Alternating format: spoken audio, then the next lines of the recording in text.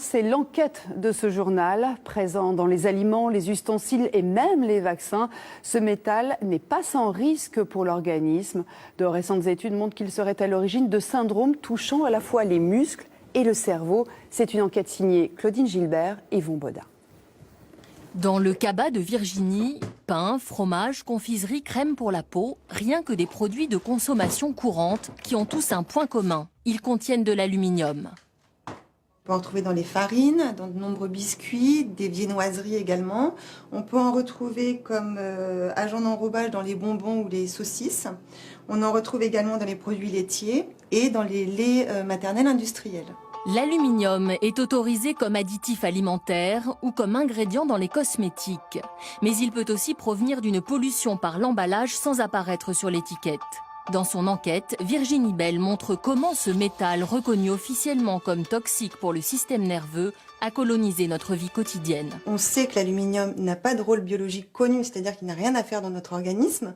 Et malgré cela, eh bien, on continue de plus en plus en fait, à y être exposé dans notre alimentation, dans l'eau que nous buvons, puisqu'elle est traitée avec du sulfate d'aluminium dans de nombreuses communes en France, encore une fois dans les cosmétiques et dans les médicaments, notamment dans les vaccins, comme adjuvant des vaccins. Monique Marinelli est une victime de l'aluminium. Elle souffre depuis 10 ans de myofasciite à macrophages, une maladie handicapante incurable proche de la maladie d'Alzheimer. Je téléphone à quelqu'un, je vois son physique, tout ça, mais je sais pas qui c'est qui me téléphone. Les patients qui ont une myofasciite à macrophages sont fatigués, ils ont des douleurs musculaires et articulaires, et avec le temps, ils développent des difficultés intellectuelles.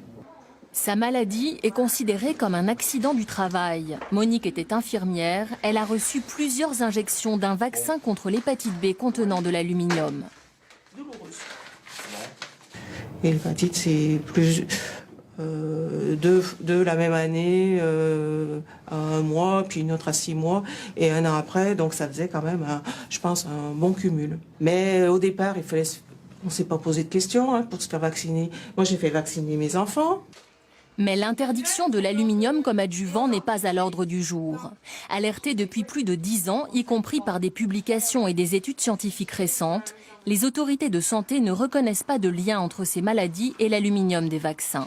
L'agence de pharmacovigilance s'appuie sur une hypothèse qui n'a pas été validée scientifiquement. Il est probable que l'aluminium puisse, dans un très grand nombre de cas, migrer et éliminer par un système qui, on appelle ça les macrophages, qui captent l'aluminium et puis ça passe dans la circulation et puis c'est éliminé tout à fait normalement dans les urines ou dans les selles. Donc ça, c'est la plupart du temps, c'est comme ça que ça se passe. Et pourtant, ces taches lumineuses au milieu d'un neurone, ce sont des particules d'aluminium plantées dans les profondeurs du cerveau. Ces images inédites, exceptionnelles, montrent comment l'aluminium se propage dans notre corps. Ici en bleu dans les ganglions, là en rouge quelques jours après l'injection avant de passer dans la circulation sanguine. À partir de là, ils vont gagner les organes qui sont irrigués par la vascularisation sanguine, et notamment le cerveau, avec une particularité pour le cerveau, c'est que les particules, une fois qu'elles pénètrent dans le cerveau, contrairement à tous les autres organes que nous avons testés, elles n'en ressortent jamais. Quand on connaît la grande toxicité de ces particules, il ne faut pas des grandes quantités de particules pour induire un effet neurotoxique. La recherche sur les effets de l'aluminium sur notre santé n'en est qu'à ses balbutiements. Elle ne bénéficie d'aucun financement public de la part de l'État. Seule la région Île-de-France et les associations de victimes financent ces travaux. En attendant, les malades déjà identifiés n'ont pas d'espoir de guérison car il n'existe aucun traitement. Je suis ministre de la Santé, je viens pour vous dire la vérité.